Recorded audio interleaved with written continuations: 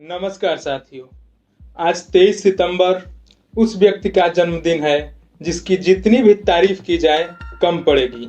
राष्ट्रभक्ति से ओतप्रोत वीर रस के महान कवि रामधारी सिंह दिनकर जी की जयंती पर उन्हें सत सत नमन। वो शब्दों का सूरज था, चमकता था तो दुनिया की आंखें चौनिया जाती थी, और जब गरजता था तो देश के दुश्मन थर्राते थे। अपनी कलम की ताकत से वो हुकूमत को हिला देता था। ये सूरज निकला बिहार की धरती से और देखते ही देखते हिंदुस्तान के आकाश पर छा गया। कौन था वो? शब्दों का सूरज। बिहार की कोख से निकला एक अनमोल रत्न। गुलामी की दौर की दस्तानों ने उसके विचार को इतना पौष्टिक बनाया कि आने वाली कई नस्लें अपनी मानसिक सेहत मजबूत बनाती रहेंगी। आप लोग समझ चुके होंगे दिनकर जी के बारे में। दिनकर का गांव सिमरिया में है, जो बेगूसराय जिले के अंतर्गत आता है। वो गांव जो गंगा की गोद में सिमटा हुआ है। बाबू रवि सिंह और उनकी जीवन संगिनी मनरूप देवी के संतान थे दिनकर जी। ये 3 भाई थे। बड़े भाई और छोटे भाई, इन दोनों भाइयों के बीच में आते थे दिनकर जी, और इनका परिवार बहुत हंसता खेलता चल रहा था। 2 साल ही बीते थे कि परिवार को किसी की बुरी नजर पड़ गई और बाबू रवि सिंह यानी इनके पिताजी हमेशा हमेशा के लिए आंखें मूंद ली।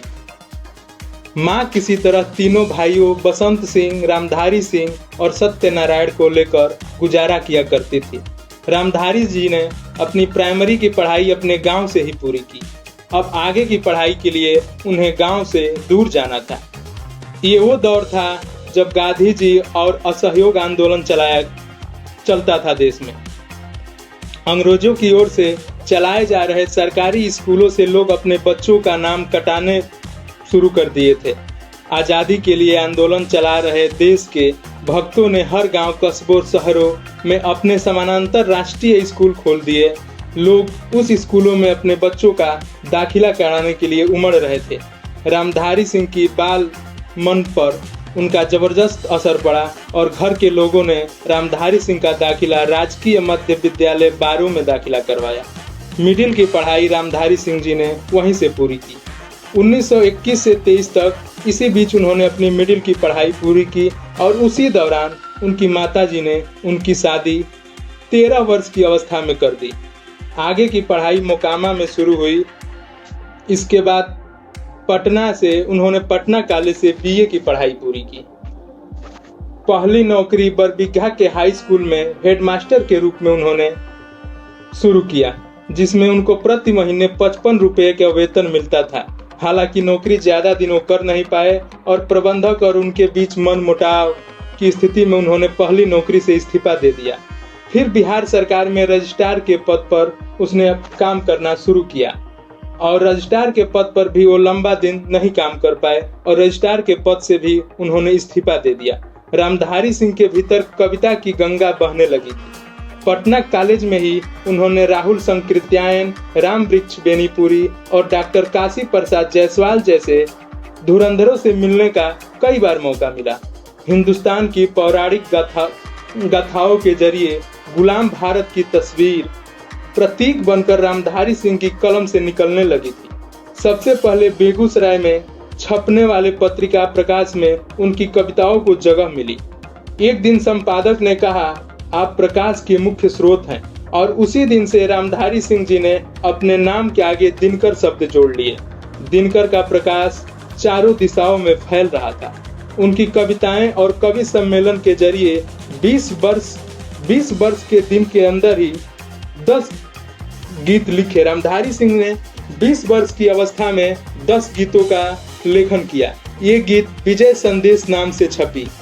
ये सारे गीत गुजरात के बारदोली सत्याग्रह के सफलता के बाद छपी थी, और दोबारा ये गीत 1928 में छपी थी, और 1929 में विंध्य प्रदेश के रीवा में छपने वाली पत्रिका छात्र सहोदरा में ये गीतों का दोबारा से छपी।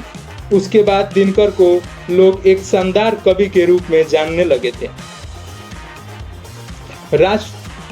राष्ट्रभक्ति से ओतप्रोत वीर रस के महान राष्ट्र कवि रामधारी सिंह दिनकर जी ने लोगों में अपना स्थान इन्हीं कविताओं से बना लिया था। और रामधारी सिंह दिनकर जी की कुछ खास कविताएं हैं: कुरुक्षेत्र, रश्मि रथी, उर्वशी, हुंकार, संस्कृत के 4 अध्याय, परशुराम की प्रतीक्षा। ऐसे उन्होंने रामधारी सिंह दिनकर जी ने अनेक कविताएं लिखी। पुरस्कार की बात की जाए तो रामधारी सिंह दिनकर जी को 1959 में साहित्य अकादमी पुरस्कार से नवाजा गया। 1959 में ही उन्हें पद्म भूषण से नवाजा गया और 1972 में ज्ञानपीठ पुरस्कार उन्हें दिया गया। 24 अप्रैल 1974 को लगभग 65 वर्ष की अवस्था में मद्रास के तमिलनाडु में रामधारी सिंह दिनकर जी ने हमेशा के लिए स्वर्ग सिधार गए। लेकिन रामधारी सिंह दिनकर की जो कविताएं, जो उनके विचार आज भी लोगों के दिलों में छाई हुई हैं। रामधारी सिंह दिनकर जी जब आज़ादी के समय वीर रस के एक महान कवि थे। उनकी कुछ कविताओं का उल्लेख किया जाए तो हमेशा लोगों के दिलों में राज करती रहेंगी। वैराग्य छोड़ बाहों की विभा संभालो, वैराग्य छोड़ बाहों की विभा संभालो, चट्टानों की छाती से दूध निकालो। वैराग्य छोड़ बाहों की विभा संभालो, चट्टानों की छाती से दूध निकालो। है रुकी जहां भी धार सिलाएं तोड़ो, है रुकी जहां भी धार सिलाएं तोड़ो। पीयूष चंद्रमाओं का पकड़ निचोड़ो, पीयूष चंद्रमाओं का पकड़ निचोड़ो। रामधारी सिंह जी के समकालीन जो कुछ कवि थे, उन कवियों का रामधारी सिंह जी के जीवन पे क्या विचार था या रामधारी सिंह के बारे में क्या कहना था, आइए कुछ जानते हैं। जैसे हरिवंश राय बच्चन जी ने, जब उन्हें मिला था ज्ञानपीठ पुरस्कार, तो हरिवंश राय बच्चन जी ने कहा था, दिनकर को एक नहीं बल्कि गद्य, पद्य और हिंदी सेवा के लिए अलग अलग 4 ज्ञानपीठ पुरस्कार दिए जाने चाहिए। राम वृक्ष बेनीपुरी जी ने कहा था, दिनकर जी ने देश में क्रांतिकारी आंदोलन को स्वर दिया। राजेंद्र यादव जी ने कहा था, दिनकर जी की रचनाओं ने उन्हें बहुत प्रेरित किया। काशीनाथ सिंह के अनुसार दिनकर जी राष्ट्र कवि और साम्राज्य विरोधी कवि थे। ऐसे अनेक विद्वानों ने अपना अपना उनके प्रति